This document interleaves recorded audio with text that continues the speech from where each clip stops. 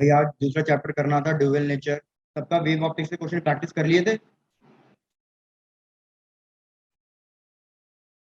भाई? जल्दी बता दो, वेव ऑप्टिक्स के क्वेश्चन प्रैक्टिस कर लिए थे? No response. Kavya, Kaushik. Yes sir. Sir. चलो मैं पूछ रहा हूँ, वेव ऑप्टिक्स के क्वेश्चन रिवाइज किए थे? Yes sir. जो चलो, क्लास में तो वही किए। एक मिनट रुको यार, तुम्हारी वॉइस बहुत स्लो आ रही है, एक मिनट प्लीज। चलो भाई स्टार्ट करते हैं अपना नेक्स्ट चैप्टर, ड्यूअल नेचर। ये याद दिलाओ, ड्यूअल नेचर की सारी चीजें याद है? ड्यूअल नेचर मैंने नहीं पढ़ाया था, ड्यूअल नेचर याद है सारा?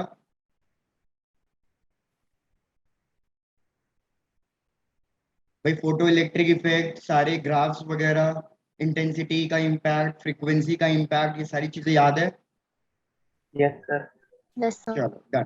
तो फटाफट एक बार रिकॉल कर लेते हैं क्या क्या कॉन्सेप्ट था ड्यूअल नेचर में। सबसे पहले मेरे को बता दो, what is the definition of work function, क्योंकि हमारा जो पूरा फोटो इलेक्ट्रिक इफेक्ट है वो पूरा का पूरा इस वर्क फंक्शन पे ही डिपेंड कर रहा है। तो what is photo electric work function? minimum energy required to get the chromatography. यार तुम लोगों की आवाज बिल्कुल ही धीरे आ रही है। चलो आगे से। यार वर्क फंक्शन की हमारे पास डेफिनेशन थी कि अगर मेरे को किसी भी एक मेटल सरफेस से इलेक्ट्रॉन को बाहर निकालना है। देखो कॉन्सेप्ट ये था कि अगर मैं ये एक मेटल सरफेस ले लेता हूँ, मेटल शीट ले लेता हूँ, बहुत छोटा चैप्टर है, इसमें मैंने ये बहुत सारे एटम्स ले लिए। अगर मैं इस इलेक्ट्रॉन को एटम से फ्री करना चाहता हूं तो हमें कोई ना कोई एनर्जी देनी पड़ती है। इस एनर्जी का नाम क्या होता है जो हमें एटम से फ्री करने के लिए देनी है? अगर हमें इस इलेक्ट्रॉन को एटम से फ्री करने के लिए कोई एनर्जी देनी है तो वो एनर्जी हमारी कहलाती है आयनाइजेशन एनर्जी, जो हमें एटम से फ्री करनी है। अब ये इलेक्ट्रॉन एटम से तो फ्री हो गया, लेकिन अभी भी पूरे मेटल सरफेस में ही ये घूम रहा होगा। तो अगर इस इलेक्ट्रॉन को मेटल सरफेस से भी बाहर निकालना है तो हमें क्या करना पड़ेगा? इसको कुछ ना कुछ एडिशनल और एनर्जी देनी पड़ेगी। और वो एनर्जी जो हमें इलेक्ट्रॉन को देनी होती है to remove it from the metal surface, ये एनर्जी हमारे पास क्या होगी? Work function. Work function generally हमेशा किसके टर्म्स में होगा? इलेक्ट्रॉनिक वोल्ट के टर्म्स में होगा। और आपको पता ही है इलेक्ट्रॉनिक वोल्ट को जूल्स में कैसे कन्वर्ट करेंगे? इलेक्ट्रॉनिक चार्ज की वैल्यू रख के 1.6 इंटू 10⁻⁻19। तो ये हमारा उसके अंदर वोल्ट के अंदर एसआई यूनिट के अंदर हो जाएगा। चेक करो, इसमें कोई दिक्कत? No sir. डन। अब यार इस पे कॉन्सेप्ट क्या था? हमें अल्टीमेटली इलेक्ट्रॉन को बाहर निकालना है। हमने इलेक्ट्रॉन को बाहर निकाला कैसे? इस मेटल शीट पे कोई ना कोई सफिशिएंट एक लाइट रे डाल के, और वो लाइट रे हमने ले ली कि सपोज यूवी रेज है जो इस पे फॉल डाउन करती है। तो अब हमें पूरा कॉन्सेप्ट यही पढ़ना है कि ये जो इलेक्ट्रॉन बाहर निकल रहा है इसकी जो इंटेंसिटी होगी, एनर्जी होगी, वो किस किस फैक्टर्स पे डिपेंड करेगी। फोटो इलेक्ट्रिक इफेक्ट पढ़ना है। तो आओ स्टार्ट करते हैं फोटो इलेक्ट्रिक इफेक्ट।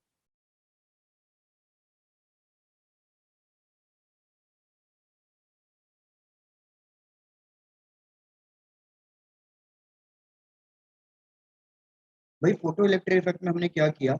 हमने दो प्लेट्स ले ली। पूरा सेटअप माइंड में बैठा लेना क्योंकि बहुत सिंपल चैप्टर है, पूरा इसी पे बेस्ड क्वेश्चन है। हमने कहा कि ये हमारी नेगेटिव प्लेट और ये प्लेट मैंने कर दी पॉजिटिव प्लेट, क्योंकि मैंने इन दोनों को बैटरी से कनेक्ट कर दिया।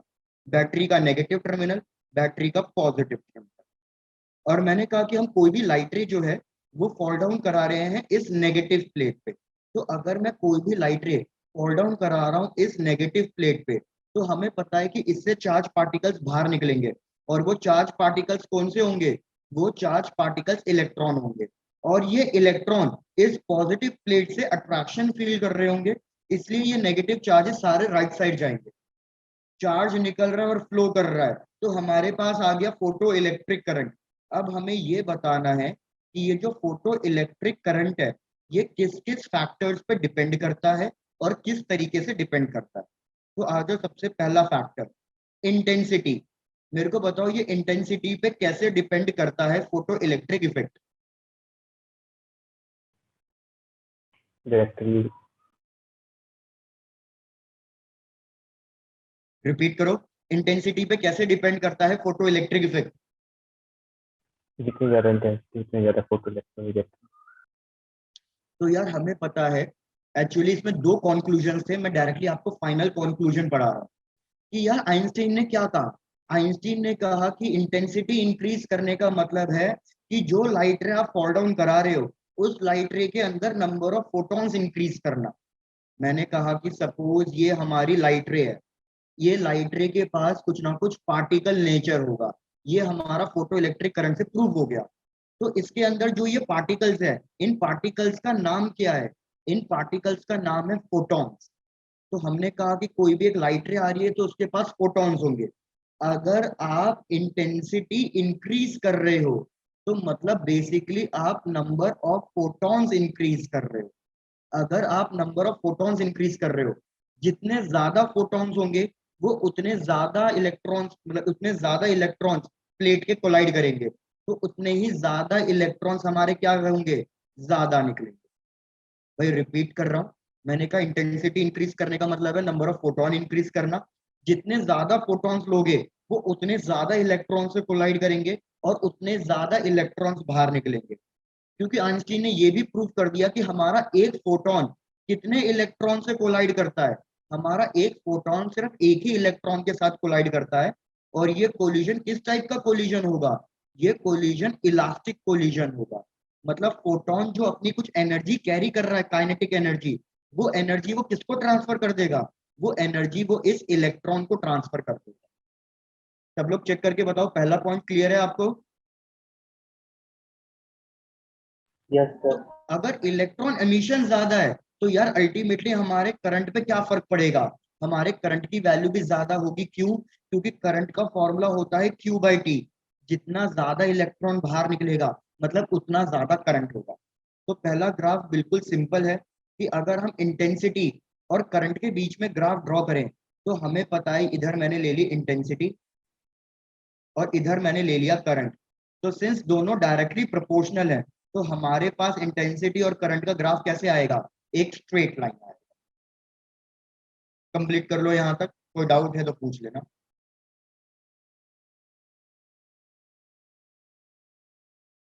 ओरिजिन से होगा ग्राफ। एक मिनट काव्य फिर से बोलो। ग्राफ ओरिजिन से पास करेगा। हाँ, ग्राफ ओरिजिन से पास करेगा। ओरिजिन से पास क्यों करेगा? क्योंकि अगर इंटेंसिटी जीरो है तो डेफिनेटली हमारा फोटो इलेक्ट्रिक करंट भी जीरो होगा। ग्राफ जीरो से पास करेगा।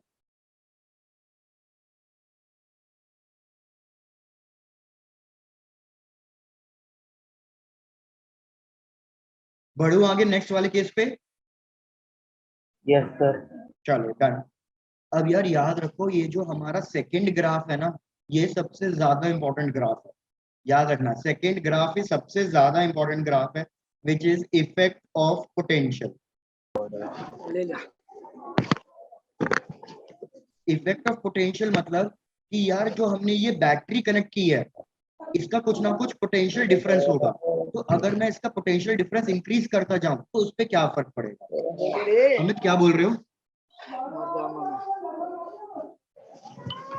खाया क्यों नहीं?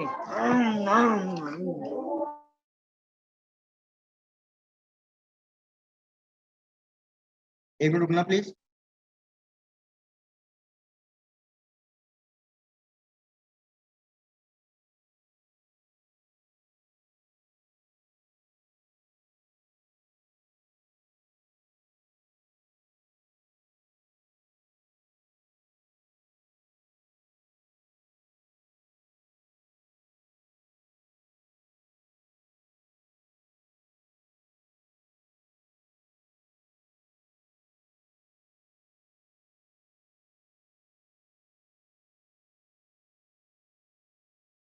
चलो डन, आगे बढ़ते हैं। Effect of potential. तो यार हमने क्या देखा? हमने एक ग्राफ प्लॉट किया बिटवीन करंट एंड पोटेंशियल। ये हो गया हमारा पोटेंशियल और इधर हमने लिया है करंट। यार एक चीज तो बहुत ही लॉजिकल है कि अगर मैं इसका पोटेंशियल इंक्रीज कर रहा हूं तो according to the Ohm's law हमारे फोटो इलेक्ट्रिक करंट पे क्या फर्क पड़ना चाहिए? इंक्रीज। अगर हम पोटेंशियल इंक्रीज कर रहे हैं तो मतलब यहाँ पे एक तरीके से मैंने पॉजिटिव चार्ज की वैल्यू इंक्रीज कर दी है। अगर पोटेंशियल पॉजिटिव का अगर ज्यादा है तो वो इलेक्ट्रॉन को और ज्यादा अट्रैक्ट करेगा। तो इलेक्ट्रॉन अगर और ज्यादा अट्रैक्ट हो रहे हैं तो मतलब हमारे करंट की वैल्यू बढ़ेगी। तो यही ग्राफ इधर भी सजेस्ट कर रहा है कि जैसे जैसे मैं पोटेंशियल इंक्रीज करूंगा हमारे करंट की वैल्यू इंक्रीज होती जाएगी। लेकिन हमने देखा करंट की वैल्यू एक पर्टिकुलर लिमिट तक ही इंक्रीज होगी, और जो ये पर्टिकुलर करंट है जिसके बाद इसकी वैल्यू इंक्रीज नहीं हुई है, ये करंट हमारा कहलाएगा सैचुरेशन करंट। एक बार रिपीट कर रहा हूं, मैंने कहा ये चीजें बहुत लॉजिकल है कि आप पोटेंशियल इंक्रीज कर रहे हो तो हमारे इलेक्ट्रॉन को और ज्यादा अट्रैक्टिव फोर्स फील होगा तो करंट इंक्रीज होगा। लेकिन करंट एक पर्टिकुलर लिमिट तक ही इंक्रीज करेगा और वो करंट हमारा क्या कहलाएगा, सैचुरेशन करंट कहलाएगा। अब ऐसा क्यों है कि करंट की एक लिमिट आ गई उसके बाद वो इंक्रीज नहीं कर रहा है? इसके लिए ऐसा हो रहा है क्योंकि हमारे जितने भी इलेक्ट्रॉन्स हैं वो सारे के सारे अट्रैक्टेड हो जाएंगे पॉजिटिव से, तो और इलेक्ट्रॉन नहीं बचेंगे। भैया जितने भी इलेक्ट्रॉन्स अट्रैक्टिव फील कर सकते थे इस पॉजिटिव प्लेट से, सारे के सारे इलेक्ट्रॉन मूव करने लग जाएंगे और वो पहुंच जाएंगे इस पॉजिटिव प्लेट पे, तो और कोई इलेक्ट्रॉन बचेगा ही नहीं। तो इसलिए हमारे पास यहाँ पे करंट की वैल्यू क्या हो जाएगी, एक फिक्स हो जाएगी, लिमिट आ जाएगी। फिर हमने देखा कि हम जैसे जैसे इंटेंसिटी को इंक्रीज कर रहे हैं, जैसे जैसे हम इंटेंसिटी को इंक्रीज कर रहे हैं हमारी ये सैचुरेशन करंट की वैल्यू भी क्या हो रही है, इंक्रीज हो रही है। और ये बिल्कुल लॉजिकल है। लॉजिकल क्यों है? क्योंकि जैसे जैसे आप इंटेंसिटी इंक्रीज करोगे, मैंने क्या बोला था, नंबर ऑफ फोटॉन्स मतलब number of charge particles increase करने लग जाएंगे, तो डेफिनेटली हमारी सैचुरेशन करंट की वैल्यू भी इंक्रीज हो जाएगी। तो अगर मैं कह रहा हूँ ये इंटेंसिटी I1 है, ये इंटेंसिटी I2 है, ये इंटेंसिटी I3 है, तो डेफिनेटली I3 की वैल्यू I2 से ज्यादा, I2 की वैल्यू I1 से ज्यादा। लेकिन अब सपोज मेरे को करंट को रोकना है, तो आप मेरे को बताओ करंट को रोका कैसे जाएगा, कैसे रोकेंगे करंट को? रिवर्स पोटेंशियल लगा के। बिल्कुल। अगर मेरे को करंट को रोकना है तो एक ही तरीका है करंट को रोक के। भैया हमने पोटेंशियल को जीरो किया, मतलब इधर कोई हमने पॉजिटिव चार्ज रखा ही नहीं। लेकिन अगर आप ग्राफ में नोटिस करो, जब मेरा पोटेंशियल जीरो था तो क्या हमारे करंट की वैल्यू जीरो आ रही है? नहीं, पोटेंशियल जीरो पे करंट की वैल्यू जीरो नहीं आ रही। तो इसका मतलब क्या है कि भैया इधर अगर मैं पॉजिटिव चार्ज ना दूं तो भी मेरा इलेक्ट्रॉन मूव करेगा, मगर तो भी इलेक्ट्रॉन मूव कर रहा है तो मतलब इलेक्ट्रॉन के पास पहले से ही कुछ ना कुछ काइनेटिक एनर्जी है। भैया रिपीट कर रहा हूं, समझो। अभी तक हमें क्या लग रहा था, हमें यह लग रहा था कि इधर पॉजिटिव चार्ज की वजह से इलेक्ट्रॉन को अट्रैक्शन फील हो रहा है और इसलिए electron right hand side travel कर रहे हैं। लेकिन जब हमने पोटेंशियल जीरो कर दिया, मतलब इधर कोई पॉजिटिव चार्ज नहीं है, हमने देखा तो भी करंट की वैल्यू जीरो नहीं आ रही। तो इसका मतलब क्या है कि इलेक्ट्रॉन विदाउट पॉजिटिव चार्ज भी मूव कर रहे हैं, मतलब इनके पास पहले से ही काइनेटिक एनर्जी है। तो मेरे को इनकी काइनेटिक एनर्जी रोकनी है, तभी ये इलेक्ट्रॉन रुकेंगे। तो काइनेटिक एनर्जी को कौन रोक सकता है? भैया काइनेटिक एनर्जी को रोकने का एक ही तरीका है कि आप काइनेटिक एनर्जी को किस में कन्वर्ट कर दो, पोटेंशियल एनर्जी में कन्वर्ट कर दो। तो हम इसको पोटेंशियल एनर्जी में कैसे कन्वर्ट करेंगे? हम यहाँ पे एक नेगेटिव चार्ज की पोटेंशियल लगा देंगे। अगर मैंने यहाँ पे नेगेटिव चार्ज की पोटेंशियल लगा दिया है तो अब ये नेगेटिव और ये इलेक्ट्रॉन क्या फील करेंगे, रिपल्शन। और अगर ये रिपल्शन फील करेंगे तो मेरा इलेक्ट्रॉन की स्पीड रिड्यूस होती जाएगी और एक पर्टिकुलर टाइम पे सारी की सारी काइनेटिक एनर्जी किस में कन्वर्ट हो जाएगी, पोटेंशियल एनर्जी। उस केस में मेरा इलेक्ट्रॉन फ्लो करना रुक जाएगा। तो हमने देखा कि हमें नेगेटिव पोटेंशियल लगाना पड़ेगा इस इलेक्ट्रॉन को चार्ज को रोकने के लिए, करंट को रोकने के लिए। तो हमने देखा कि ये तीनों केसेस में एग्जैक्टली सेम आ रहा है। हमारा जो स्टॉपिंग पोटेंशियल है, स्टॉपिंग पोटेंशियल मतलब वो नेगेटिव पोटेंशियल जिस पे हमारा चार्ज पूरा रुक जाएगा, वो पोटेंशियल की वैल्यू क्या आ रही है, नेगेटिव साइड आ रही है और सबके लिए सेम आ रही है। अब क्या आप ये ग्राफ एक्सप्लेन कर सकते हो कि सबके लिए ये वैल्यू सेम क्यों आ रही है? Because energy of photons is same. तो भैया इसका लॉजिक समझो, इससे क्या पता चल रहा है। इधर मैंने इस वाले ग्राफ में क्या चेंज कराया है, आप ये सोचो। इस वाले ग्राफ में मैंने क्या चेंज कराया है? इस वाले ग्राफ में मैंने इंटेंसिटी को चेंज कराया। मैंने इंटेंसिटी को चेंज कराया तो हमारे पास स्टॉपिंग पोटेंशियल सेम आ रहा है, मतलब इंटेंसिटी और काइनेटिक एनर्जी का आपस में कोई लिंक नहीं है। लिंक किसका है हमें बाद में पता चला, नेक्स्ट ग्राफ में प्रूफ करेंगे ये कि भाई फ्रीक्वेंसी और काइनेटिक एनर्जी का लेना देना है। इधर हमने फ्रीक्वेंसी को कांस्टेंट रखा है। सिंस हमने फ्रीक्वेंसी को कांस्टेंट रखा है तो इसलिए हमारे हर एक चार्ज पार्टिकल की काइनेटिक एनर्जी क्या आ रही है, सेम आ रही है। सिंस हर एक चार्ज पार्टिकल की काइनेटिक एनर्जी सेम आ रही है तो उसके लिए जो हमें वर्क करना पड़ेगा वो सबके लिए सेम करना पड़ेगा। तो इसलिए तीनों केसेस में स्टॉपिंग पोटेंशियल क्या आएगा, तीनों केसेस में स्टॉपिंग पोटेंशियल सेम आएगा। एक बार चेक करके बताओ ये पॉइंट क्लियर हुआ या नहीं।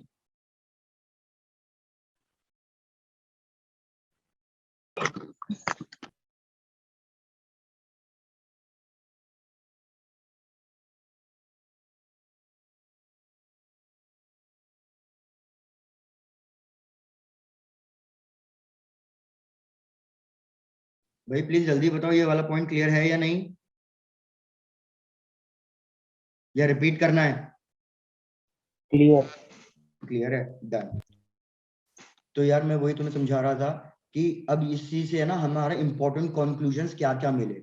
एक सबसे पहला इंपॉर्टेंट कंक्लूजन तो यही मिला कि हमारी जो इंटेंसिटी है वो काइनेटिक एनर्जी से उसका कोई लेना देना नहीं है। इंटेंसिटी चेंज कराओगे तो बस नंबर ऑफ फोटॉन्स चेंज होंगे, काइनेटिक एनर्जी नहीं। दूसरा रिलेशन हमें क्या पता चला कि फ्रीक्वेंसी है जो काइनेटिक एनर्जी डिसाइड करती है। किसकी फ्रीक्वेंसी, जो लाइट रे हम ये फॉल डाउन करा रहे हैं इसकी फ्रीक्वेंसी ये डिसाइड करेगी कि जो ये इलेक्ट्रॉन्स निकल रहे हैं इनकी काइनेटिक एनर्जी क्या होगी।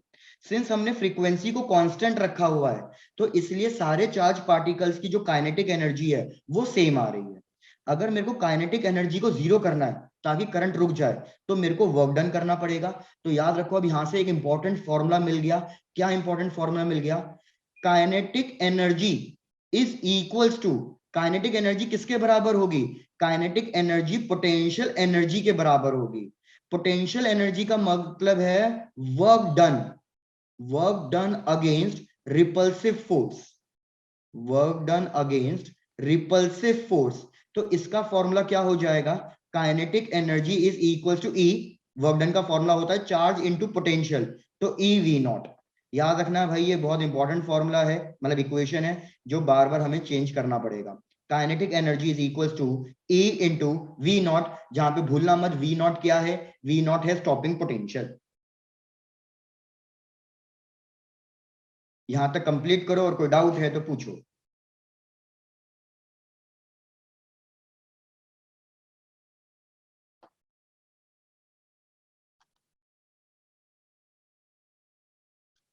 भाई इतना सन्नाटा क्यों छा गया, क्लियर है ना। Yes. डन, चलो बढ़िया, अब तुम लोगों की वॉइस भी सही आ रही है। डन। तो अब क्या करना है नेक्स्ट, भैया नेक्स्ट ग्राफ हमारा किस चीज का है, नेक्स्ट ग्राफ हमारा यही है फ्रीक्वेंसी का। तो अभी अभी हमें पता चल गया इफेक्ट ऑफ फ्रीक्वेंसी क्या है। भैया ये आइंस्टाइन ने बहुत अच्छे से एक्सप्लेन किया। आइंस्टाइन ने बोला कि जो भी लाइट हमारी आ रही है जो प्लेट पे फॉल डाउन कर रही है वो लाइट के पास किस टाइप का नेचर है, उस लाइट के पास वेव नेचर तो था ही था लेकिन उस लाइट के पास पार्टिकल नेचर भी है। और उस पार्टिकल का नाम क्या बताया उसने, फोटॉन्स। तो उसने बोला कि भैया ये लाइट के पास कोई ना कोई एनर्जी होगी और ये एनर्जी क्या होगी, ये एनर्जी होगी हमारी h इंटू एफ के बराबर। h इंटू एफ मतलब कोई भी लाइट जो फॉल डाउन कर रही है उसकी एनर्जी होगी प्लैंक कांस्टेंट इंटू फ्रीक्वेंसी। तो अगर मैं फ्रीक्वेंसी को इंक्रीज कर रहा हूं तो जो लाइट रे फॉल डाउन कर रही है इंसिडेंट फोटोन उसकी जो एनर्जी है वो भी क्या हो जाएगी, इंक्रीज कर जाएगी। अगर इंसिडेंट फोटोन की एनर्जी इंक्रीज कर रही है तो उसकी वजह से क्या होगा, हमारे जो इलेक्ट्रॉन्स एमिट हो रहे हैं उनकी काइनेटिक एनर्जी भी इंक्रीज हो जाएगी। अगर उनकी काइनेटिक एनर्जी इंक्रीज हो गई है तो आप मेरे को बताओ स्टॉपिंग पोटेंशियल पे क्या फर्क पड़ेगा, increase. Very good, stopping potential increase करेगा। क्यों, क्योंकि मैंने अभी तो बताया काइनेटिक एनर्जी का फॉर्मूला क्या होता है, ई इंटू स्टॉपिंग पोटेंशियल। तो अगर काइनेटिक एनर्जी इंक्रीज हो रही है तो मेरे को ज्यादा नेगेटिव पोटेंशियल लगाना पड़ेगा उस चार्ज को रोकने के लिए। तो बस इसी के बेसिस पे एक ग्राफ ड्रॉ कर दो। क्या ग्राफ है हमारा कि यार हमने क्या किया, अलग अलग फ्रीक्वेंसी ली लेकिन सबकी इंटेंसिटी सेम ली है। अब की बार मैंने इंटेंसिटी को कांस्टेंट रखा है। तो अगर मैं इंटेंसिटी को कांस्टेंट रखूं और एक ग्राफ प्लॉट करूं बिटवीन करंट एंड पोटेंशियल, तो हमने देखा अलग अलग फ्रीक्वेंसी पे हमें अलग अलग स्टॉपिंग पोटेंशियल्स मिल रहे हैं। ये V03, ये V02, ये V01 और ये हमारा सैचुरेशन करंट। मेरे को बताओ सबसे ज्यादा फ्रीक्वेंसी किसके लिए होगी, V03 के लिए या V01 के लिए? V01। अरे सबसे ज्यादा स्टॉपिंग पोटेंशियल किसका आ रहा है, V01 का या V03 का? सर वो मैंने सोचा माइनस में है इसलिए। नहीं नहीं, माइनस तो सिर्फ ये इंडिकेट कर रहा है कि हमने जो पोटेंशियल अप्लाई किया है वो नेगेटिव प्लेट का अप्लाई किया है। नेगेटिव इधर कुछ वो इंडिकेट नहीं करता, वैल्यू इंडिकेट नहीं करता। तो इसलिए याद रखना V03 की वैल्यू बड़ी है V02 से और V01 से। स्टॉपिंग पोटेंशियल सबसे ज्यादा थर्ड वाली लाइन का है, तो फ्रीक्वेंसी भी सबसे ज्यादा थर्ड वाली लाइन की ही होगी। सबसे ज्यादा काइनेटिक एनर्जी भी थर्ड वाली लाइन की ही होगी। चेक करो अब ये चीज क्लियर हुई या नहीं हुई। Yes sir. डन। यहां तक नोट डाउन करो, फिर एक इंपॉर्टेंट फॉर्मूला करना है, उसी पे पूरा चैप्टर हमारा बेस्ड है, उस इंपॉर्टेंट फॉर्मूले पे।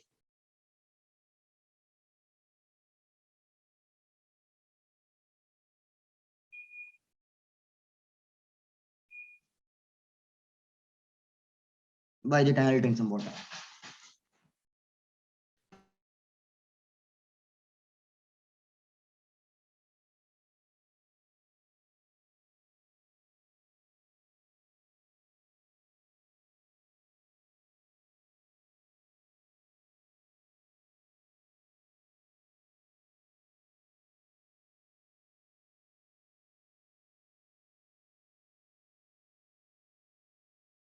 बढ़ू आगे? Yes sir. चलो डन, तो लेट्स प्रोसीड। अब यार इसी के बेसिस पे ना आइंस्टाइन ने एक इंपॉर्टेंट फॉर्मूला दिया, जिसी पे मैंने कहा कि सारा न्यूमेरिकल हमारा बेस्ड होगा। मैंने कहा ये हमारा कोई मेटल है और इस पे कोई लाइट रे फॉल डाउन कर रही है। ये हो गई हमारी यूवी रेस। इसकी कोई ना कोई एनर्जी है, इसको मैं लिख रहा हूं एनर्जी ऑफ फोटॉन्स। तो आप मेरे को ये बताओ कंजर्वेशन ऑफ एनर्जी अप्लाई करके कि बेसिकली हमारी जो ये एनर्जी ऑफ फोटॉन होगी ये किस किस चीज में यूटिलाइज हो रही होगी, ये सोच के बताओ। ये जो हमारी एनर्जी ऑफ फोटॉन है ये किस किस चीज में यूटिलाइज हो रही होगी? Work function. भाई वेरी गुड। हमने जो लाइट रे के थ्रू एनर्जी प्रोवाइड करी है, सबसे पहले इसने इलेक्ट्रॉन को बाहर निकाला। इलेक्ट्रॉन को बाहर निकाला तो मतलब सबसे पहले इसने वर्क फंक्शन प्रोवाइड किया। सबसे पहले इसने वर्क फंक्शन प्रोवाइड किया। फिर उसके बाद मैंने क्या कहा, हमने पोटेंशियल जीरो करके देखा तो भी इलेक्ट्रॉन मूव कर रहा है, मतलब इलेक्ट्रॉन के पास काइनेटिक एनर्जी भी मिल रही है। तो एनर्जी ऑफ फोटॉन दो चीजों में यूटिलाइज हो रही है, that is work function, electron को बाहर निकाला, प्लस इलेक्ट्रॉन को मूव भी कराया। तो work function plus kinetic energy. जरा इसी से काइनेटिक एनर्जी का फॉर्मूला बता दो। काइनेटिक एनर्जी का फॉर्मूला क्या आ रहा है? Energy minus. तो भैया हमारे पास आ जाएगा energy of photon minus work function. अब देखो इसको कैसे करना है।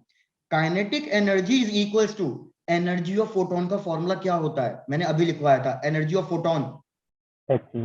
वेरी गुड, एच न्यू, मतलब एच इंटू फ्रीक्वेंसी, माइनस यार वर्क फंक्शन का फॉर्मूला क्या होता है? वर्क फंक्शन भी तो बेसिकली एक एनर्जी ही है, तो इसका फॉर्मूला भी एच एफ नॉट हो जाएगा।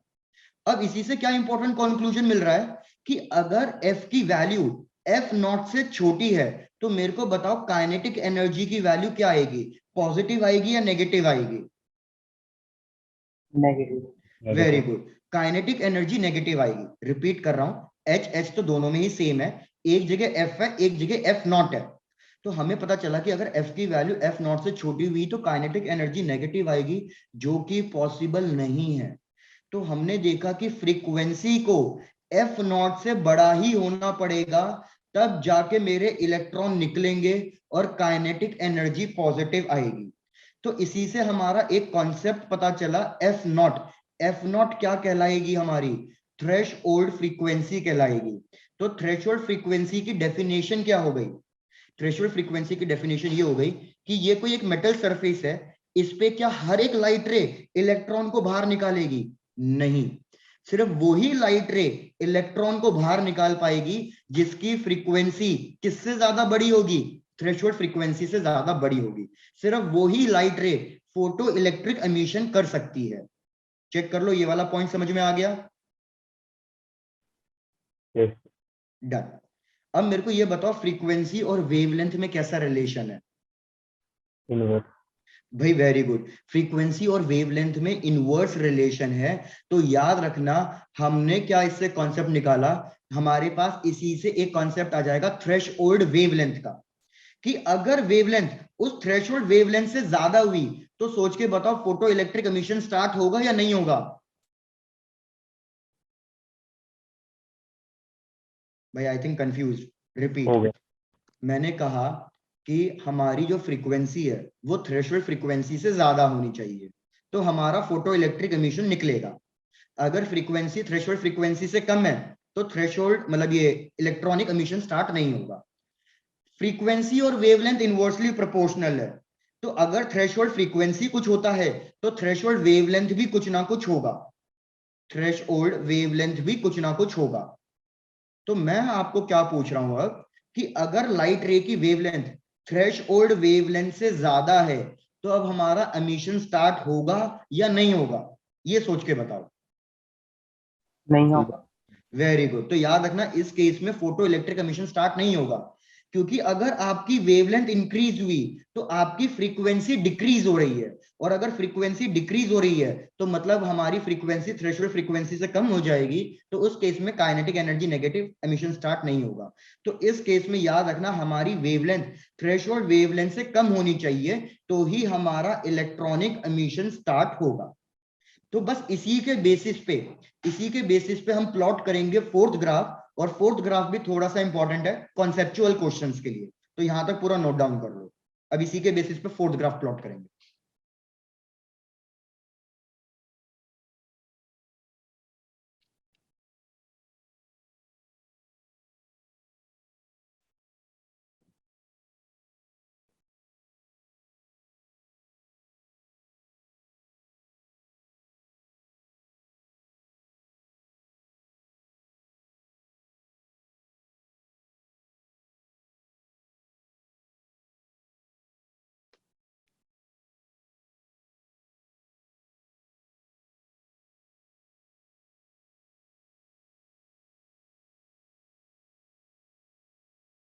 भाई डन, बढ़ू आगे? yes, sir, चलो डन। तो यार इसी के बेसिस पे हमारा फोर्थ ग्राफ क्या है? Between frequency and potential. तो इधर देखो, अभी हमने फॉर्मूला निकाला, kinetic energy is equals to H F minus work function. Kinetic energy का फॉर्मूला क्या है? Stopping potential into electronic charge, H F minus W naught. अब मैं क्या कर रहा हूं, वाई एक्सिस पे ले रहा हूं डब्ल्यू नॉट और एक्स एक्सिस पे ले रहा हूं फ्रीक्वेंसी। अगर आप चेक करो, ये जो इक्वेशन है ये एक स्ट्रेट लाइन इक्वेशन है, और स्ट्रेट लाइन इक्वेशन होती है हमारी y equals to m x plus c. तो मैंने y एक्सिस पे ले लिया v नॉट को, x एक्सिस पे ले लिया f को। तो हमारे पास ये ग्राफ क्या मिलेगा? हमें पता चल गया कि हमारे पास ये ग्राफ एक स्ट्रेट लाइन मिलेगा, और ये ग्राफ जीरो से स्टार्ट नहीं हो सकता। क्यों नहीं स्टार्ट हो सकता ये ग्राफ जीरो से? बिकॉज ये वाला गैप हमारा किसको इंडिकेट करेगा? थ्रेशोल्ड फ्रीक्वेंसी को इंडिकेट करेगा, कि इस पर्टिकुलर फ्रीक्वेंसी के बाद ही हमारा इलेक्ट्रॉनिक एमिशन स्टार्ट होगा। अब मुझे बताओ कि जो ये स्लोप निकलेगा, ये स्लोप किसकी वैल्यू देगा? h/e। भाई वेरी गुड। अगर मैं इस ऊपर वाली इक्वेशन को सिंप्लीफाई करूं तो v नॉट की वैल्यू क्या आएगी? h upon e into f minus W naught upon e. तो हमारे पास स्लोप किसके बराबर आ रहा है? h बाई ई के बराबर आ रहा है। तो यही एक मेथड है to determine the Planck constant. याद रखना प्लैंक कांस्टेंट की वैल्यू इसी ग्राफ से निकली थी। ये ग्राफ प्लॉट किया गया था और इसका स्लोप निकाला तो हमने देखा ये h/e की वैल्यू देगा और इससे प्लैंक कांस्टेंट की वैल्यू मिल गई।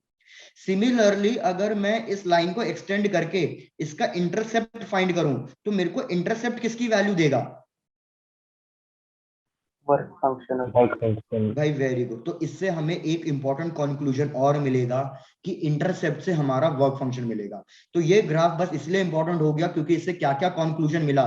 एक तो हमें प्लैंक कांस्टेंट मिला और एक किसी भी मटेरियल का वर्क फंक्शन हम इसी ग्राफ से कैलकुलेट करते हैं। That's it. चैप्टर का एक पार्ट तो पूरा खत्म हो चुका। करो कंप्लीट। पहले इसी के बेसिस पे कुछ क्वेश्चन कर लेते हैं फिर आगे बढ़ेंगे नेक्स्ट कॉन्सेप्ट पे। डन। चलो भाई बहुत बढ़िया। दे दूं क्वेश्चन इसी के बेसिस पे? Yes sir. चलो डन। देखते हैं भैया। सिंपल सादा क्वेश्चन है, बहुत ही सिंपल। कि यार हमारे पास एक मेटल सरफेस गिवन है और उसका स्टॉपिंग पोटेंशियल गिवन है कि स्टॉपिंग पोटेंशियल इज 0.54 वोल्ट। इसके ऊपर कोई एक लाइट रे फॉल डाउन कर रही है और उस लाइट रे की वेवलेंथ मेरे को गिवन है। उस लाइट रे की वेवलेंथ है 300 नैनोमीटर्स। रिपीट कर रहा हूं, हमारे पास एक मेटल सरफेस है, इसके ऊपर कोई लाइट रे फॉल डाउन कर रही है। इस लाइट रे की वेवलेंथ हमें गिवन है 300 नैनोमीटर्स। स्टॉपिंग पोटेंशियल की वैल्यू गिवन है 0.54 वोल्ट। हमें क्या क्या कैलकुलेट करना है? फर्स्ट पार्ट, भैया try to calculate the energy of incident photon, कि इसकी एनर्जी कितनी होगी। सेकेंड पार्ट, कि भैया हमें कैलकुलेट करना है work function of the material, कि इसका वर्क फंक्शन कितना होगा मेटल का। और तीसरा पार्ट, आपको फाइंड करनी है kinetic energy of the emitted electrons. चलो भाई ट्राई करो, सिंपल क्वेश्चन है ये।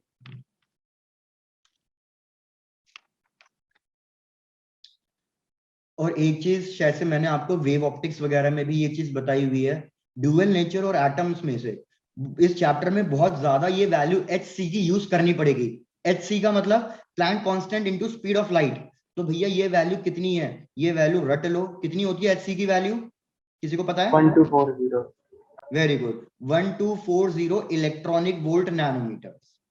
वैसे तो 1242 होती है लेकिन अप्रोक्सीमेटली आप 1240 ले सकते हो।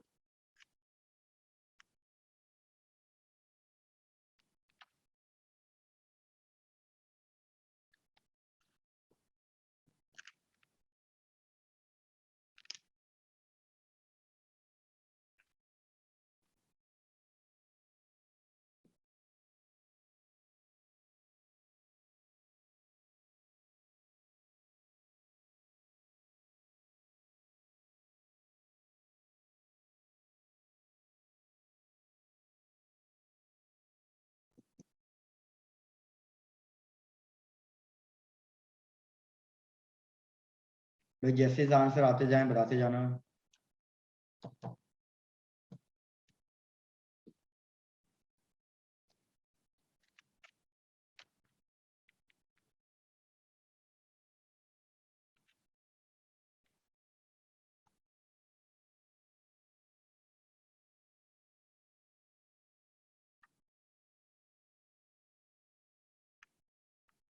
मेरी आंसर चेक करो। याद रखो यार, सारे आंसर आपको इलेक्ट्रॉनिक वोल्ट में ही रिप्रेजेंट करने हैं। No need to convert anything. सारे आंसर्स इलेक्ट्रॉनिक वोल्ट में ही रिप्रेजेंट करने हैं। तो भैया एनर्जी ऑफ इंसिडेंट फोटोन, मैंने अभी बताया एनर्जी ऑफ इंसिडेंट फोटोन का फॉर्मूला क्या होता है, एच इंटू फ्रीक्वेंसी। फ्रीक्वेंसी का फॉर्मूला क्या होता है? फ्रीक्वेंसी का फॉर्मूला होता है speed divided by wavelength.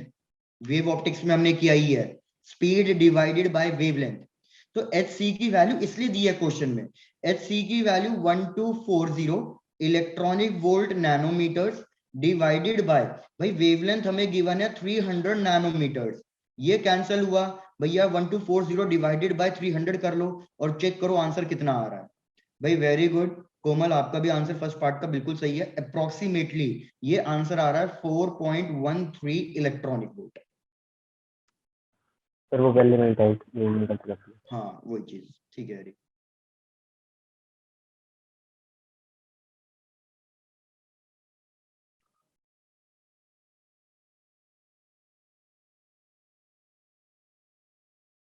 Similarly second part calculate करने से पहले थर्ड पार्ट कैलकुलेट करो, थर्ड पार्ट पहले कैलकुलेट हो जाएगा। Kinetic energy of emitted electrons कितनी होगी? Kinetic energy of emitted electrons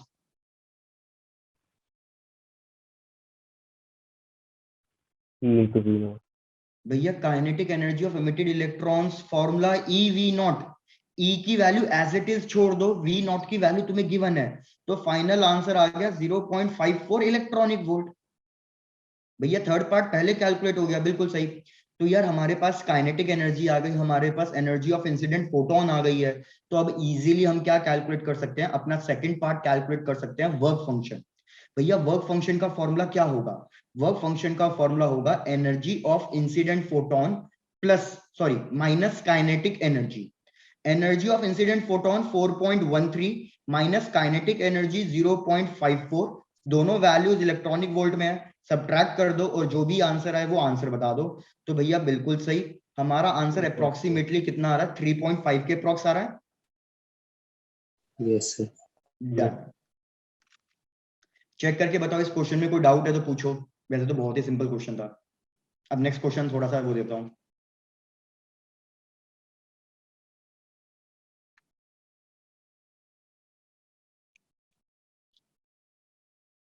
eri complete हो गए तीनों पार्ट्स? Yes sir. चलो डन। तो आगे बढ़ते हैं नेक्स्ट क्वेश्चन पे। भाई नेक्स्ट क्वेश्चन ध्यान दो क्या कह रहा है। नेक्स्ट क्वेश्चन कह रहा है कि हमारे पास एक सिल्वर स्फेयर का पेंडुलम है। जैसे ये हमारे पास एक पेंडुलम है, इस तरीके से अज्यूम कर लो, और ये पेंडुलम हमारे पास सिल्वर स्फेयर है। इसका रेडियस गिवन है हमें, रेडियस की वैल्यू है 1 सेंटीमीटर, और इसका हमें वर्क फंक्शन गिवन है, सिल्वर का work function is 4.7 electronic volt. Question कह रहा है कि भैया इस पे कंटिन्यूअसली लाइट रे फॉल डाउन करती जा रही है, और कितनी वेवलेंथ की लाइट रे फॉल डाउन करती जा रही है? 200 नैनोमीटर्स की लाइट रे कंटिन्यूअसली फॉल डाउन करती जा रही है। सिंस लाइट रे कंटिन्यूअसली 200 की फॉल डाउन करती जा रही है, तो हमारे जो मैक्सिमम इलेक्ट्रॉन्स निकल रहे हैं वो कितने निकल रहे हैं? भैया मैक्सिमम यहां लिख रहा हूं value, number of photo electrons emitted, number of photoelectrons emitted is equals to a into 10 to the power z, जहां पे a की वैल्यू 1 से बड़ी होनी चाहिए और 10 से छोटी होनी चाहिए। तो आपको किसकी वैल्यू बतानी है? आपको find the value of z। भैया एडवांस का क्वेश्चन है, इंटीजर टाइप क्वेश्चन है। चेक करो पहले पूरा क्वेश्चन समझ में आया है या नहीं आया।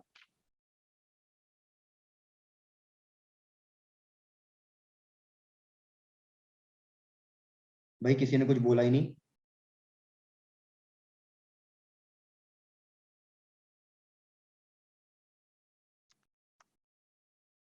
मैं रिपीट कर रहा हूं, चेक करना।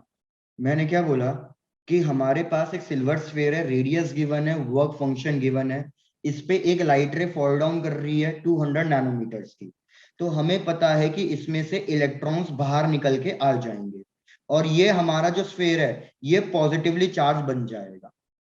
तो क्वेश्चन कह रहा है कि स्फीयर ने एक पॉजिटिव पोटेंशियल एक्वायर कर लिया, तो जो नंबर ऑफ फोटो इलेक्ट्रॉन्स निकल रहे हैं वो रिप्रेजेंट है a into 10 to the power z के टर्म्स में, जहां पे a की वैल्यू 1 से बड़ी और 10 से छोटी होनी चाहिए। तो find the value of z। चलो ट्राई करो। और प्रकुल क्या बात है, क्लास एंड होने के ऑलमोस्ट टाइम पे एंटर कर रहे हो।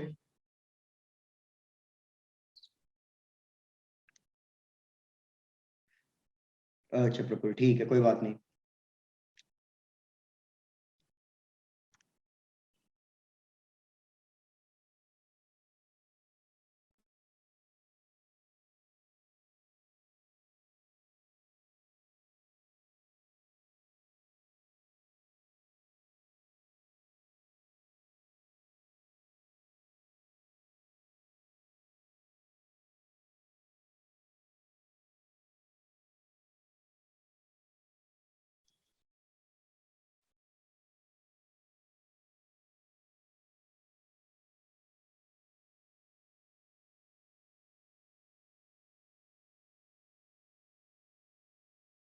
भाई थोड़ी स्पीड बढ़ाएं।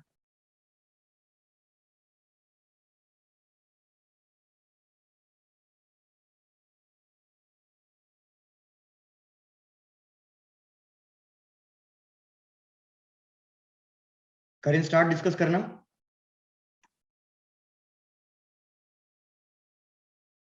भाई कुछ तो बोलो, इतना साइलेंस क्यों?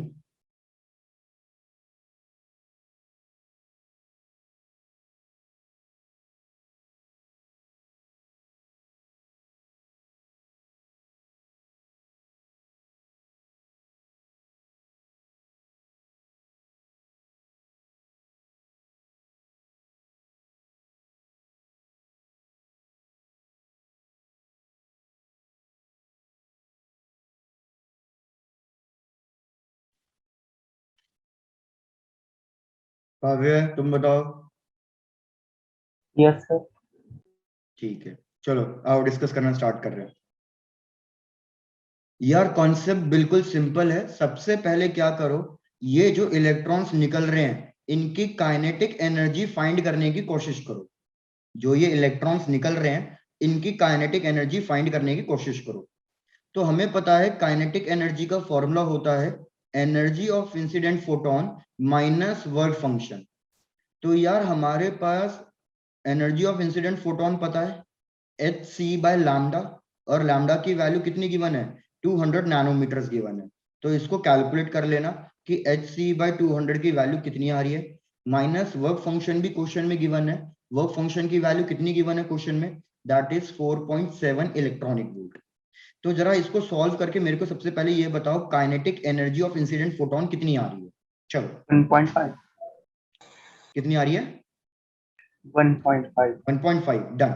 तो यार हमारे पास ये वैल्यू आ गई 1.5 इलेक्ट्रॉनिक वोल्ट। तो यार इससे मेरे को वोल्टेज की वैल्यू पता चल गई। वोल्टेज की वैल्यू कितनी होगी 1.5 वोल्ट। सीधी सीधी बात कि अगर काइनेटिक एनर्जी की वैल्यू 1.5 इलेक्ट्रॉनिक वोल्ट आई है तो स्टॉपिंग पोटेंशियल की वैल्यू कितनी होगी 1.5 वोल्ट। मतलब इस स्फीयर के पास जो पोटेंशियल आया था वो कितना पोटेंशियल आया था, पोटेंशियल ऑफ दिस स्फीयर हमें पता चल गया 1.5 वोल्ट बन रहा है। अब मेरे को फॉर्मूला याद दिलाओ, what is the formula for potential of a sphere? Electrostatic में पढ़ रखा होगा पोटेंशियल ऑफ अ स्फीयर।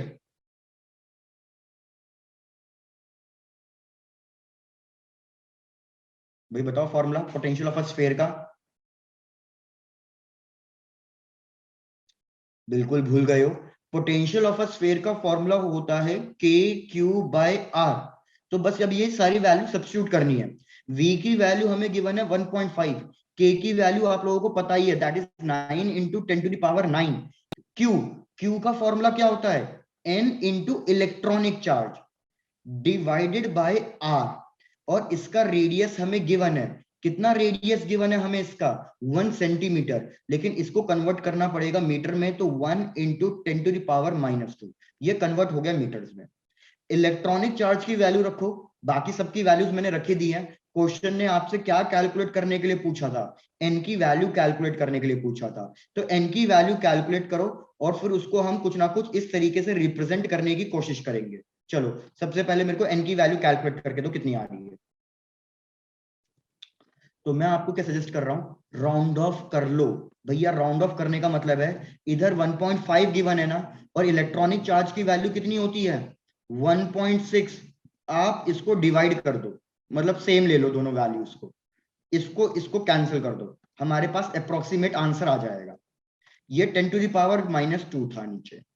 ऊपर ले जाओ और सॉल्व करो और मेरे को बताओ एन की वैल्यू कितनी लिखूं अब। चलो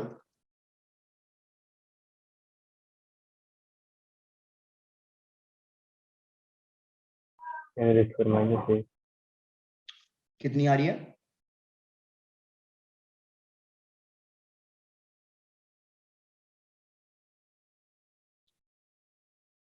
भाई जो मेरे को n की वैल्यू गिवन है, चेक करना n की वैल्यू जो आ रही है वो आ रही है 1.05 into 10 to the power 7। Approximate बता रहा हूं, बाकी एक बार आप चेक करो ये आंसर आ रहा है या नहीं आ रहा।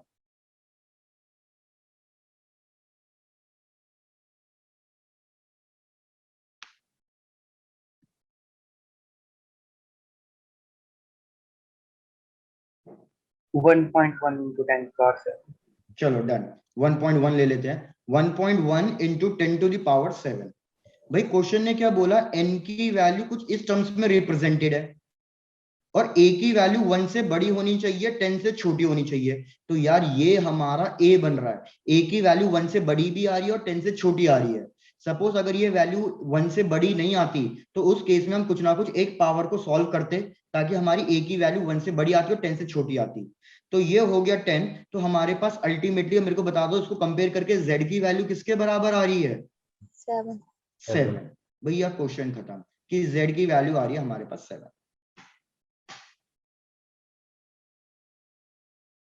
चलो कंप्लीट करो इसे।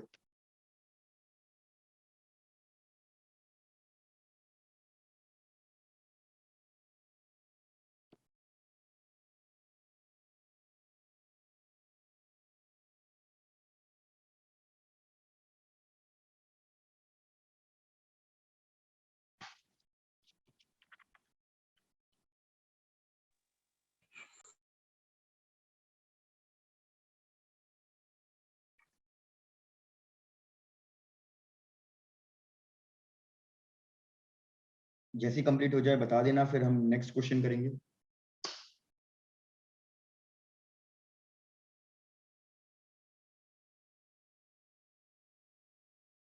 डन। चलो आ जाओ भैया नेक्स्ट क्वेश्चन पे। नेक्स्ट क्वेश्चन ग्राफिकल क्वेश्चन है।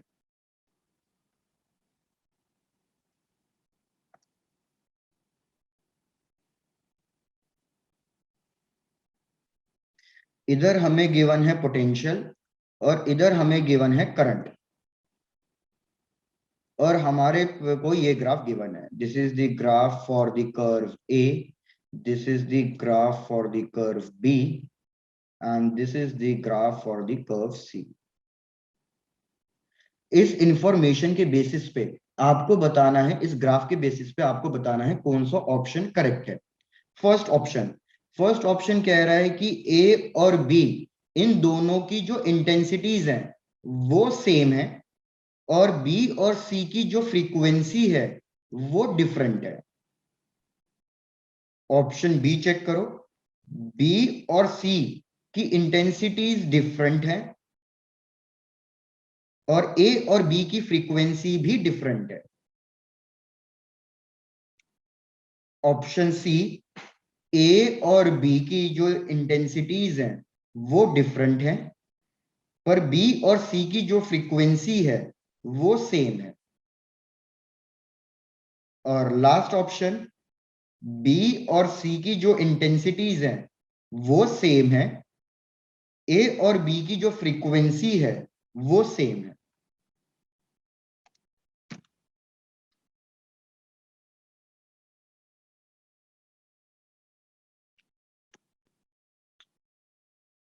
ठीक है काव्य।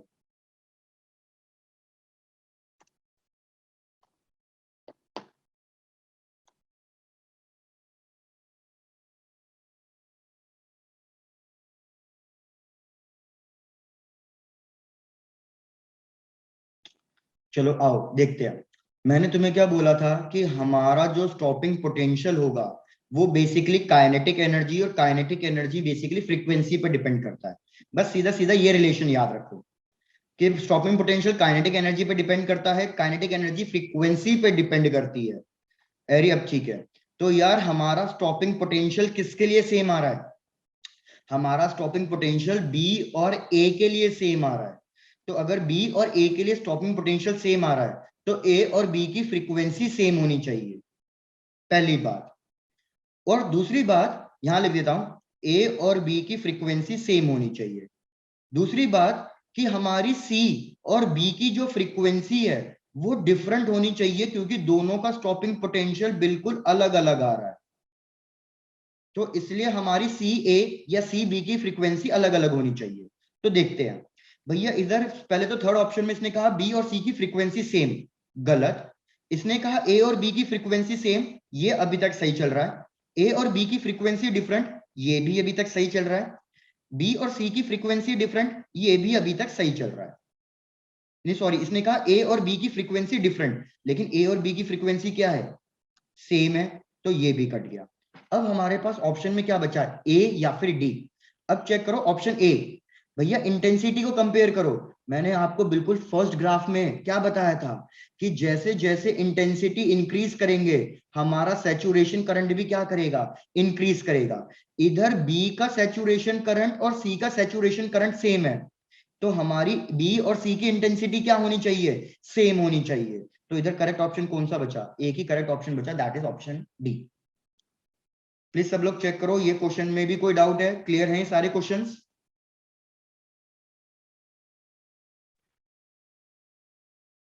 Yes sir. चलो डन। अभी ये चैप्टर थोड़ा सा आगे रह गया है, इसको नेक्स्ट क्लास में कंप्लीट करेंगे। भैया आज के लिए इतना ही है, चेक करना, कुछ डाउट्स हो तो भैया डाउट्स भी पूछ लिया करो, कुछ क्वेश्चंस देने हो क्वेश्चंस दे दिया करो, वो भी डिस्कस कर लेंगे क्लास में। तो बस आज के लिए इतना ही। Thank you sir. ओके यार, थैंक यू सो मच।